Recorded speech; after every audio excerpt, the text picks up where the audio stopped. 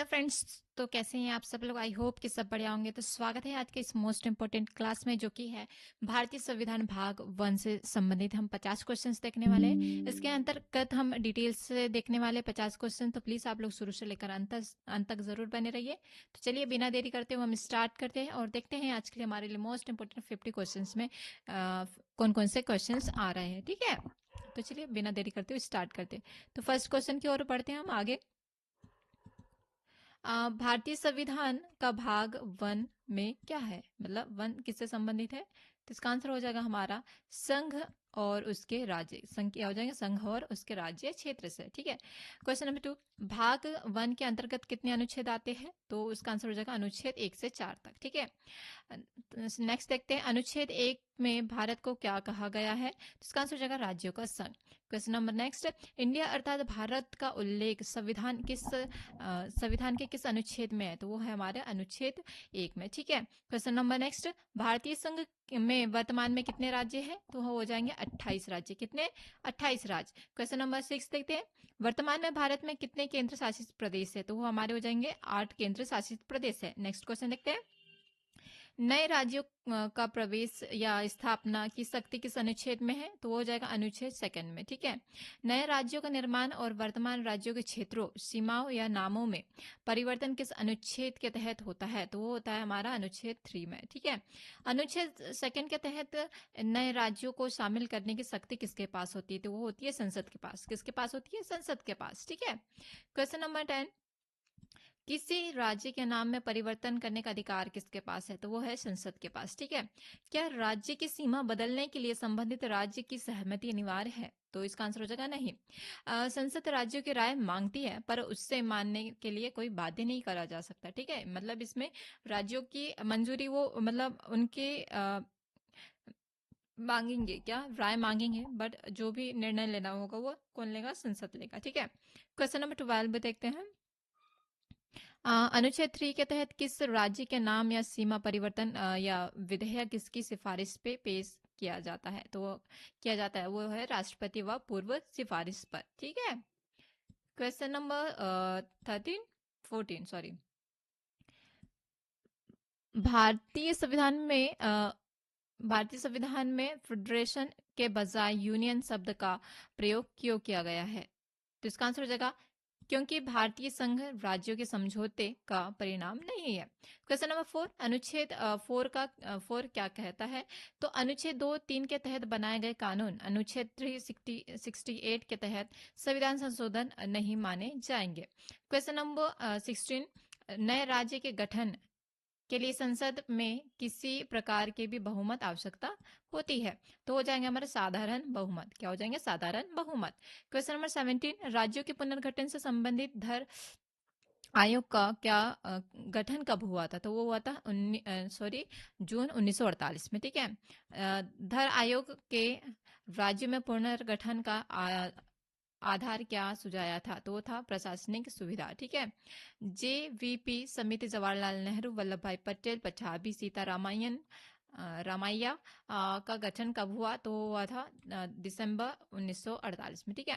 Question number 20, भाषा के आधार पर गठित होने वाला पहला राज्य कौन सा है? तो वो है आंध्र प्रदेश। कौन सा है? आंध्र प्रदेश, जो कि 1 अक्टूबर 1953 में इसके उद्घाटन हुआ, मतलब गठित हुआ। ठीक है।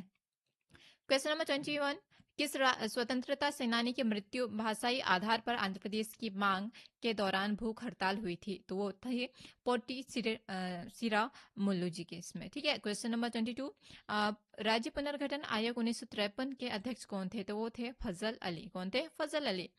फजल अली आयोग के अन्य 2 सदस्य कौन थे? तो वो थे K M Panikkar and H N Kunzru ji. ठीक है।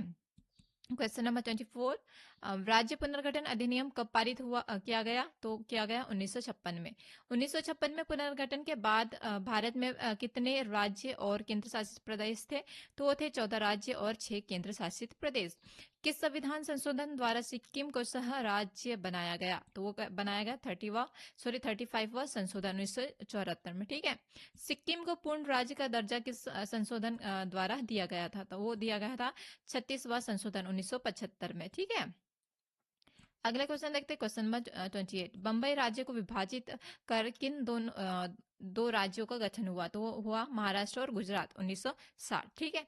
नागालैंड को राज्य का दर्जा कब मिला? तो वो मिला 1963 में। ठीक है। हरियाणा राज्य का गठन किस वर्ष हुआ? तो हुआ 1966 में, पंजाब से अलग होकर। हरियाणा से मतलब पंजाब से हरियाणा अलग हुआ। ठीक है।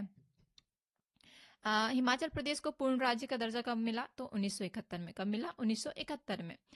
मणिपुर मणिपुर, त्रिपुरा और मेघालय राज्य कब बने? तो 1972 में। कब बने? 1972 में। मिजोरम और अरुणाचल प्रदेश को राज्य का दर्जा कब मिला? तो मिला 1987 में। ठीक है। गोवा को पूर्ण राज्य का दर्जा कब मिला? तो मिला 1987 में। छत्तीसगढ़ राज्य का पुनर्गठन कब हुआ? तो 1 नवंबर 2000 को, जिसमें मध्य प्रदेश से अलग हुआ। ठीक है। अलग होकर वो बना। ठीक है। Question number 33। उत्तराखंड राज्य का पुनर्गठन कब हुआ? तो 9 नवंबर 2000 को। ठीक है। उत्तर प्रदेश से अलग होकर। झारखंड राज्य का गठन कब हुआ? तो 15 नवंबर 2000 को, जो कि बिहार से अलग हुआ। ठीक है। तेलंगाना भारत का 29वां राज्य कब बना? तो बना 2 जून 2014 में। ठीक है। Question number 36। जम्मू कश्मीर पुनर्गठन अधिनियम कब प्रभावी हुआ? तो वो हुआ 31 अक्टूबर 2019 को। ठीक है। अगला क्वेश्चन देखते हैं, क्वेश्चन नंबर 37। वर्तमान में जम्मू कश्मीर क्या है? तो वो एक केंद्र शासित प्रदेश है। ठीक है। दादर और नगर हवेली तथा दमन और द्वीप विलय कब हुआ है? तो वो हुआ है 26 जनवरी 2020। संविधान की प्रथम अनुसूची किससे संबंधित है?